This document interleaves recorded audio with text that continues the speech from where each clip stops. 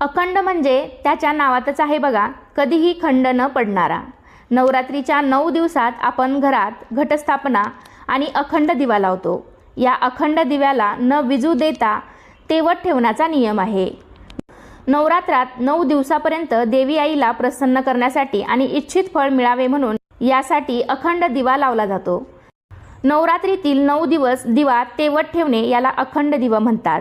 अखंड दिवा लावल्यामुळे आपल्या घरामध्ये सुख, शांती, समृद्धी, आयु, आरोग्य तसेच घराची भरभराट होते आणि देवीची आपल्यावर अखंड कृपा राहते। म्हणून आपण नवरात्रीमध्ये दिवा हा अखंड लावावा।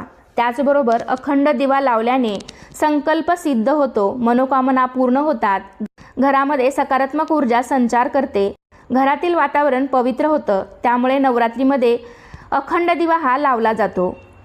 अशा प्रकारे ज्योतीच्या प्रकाशाने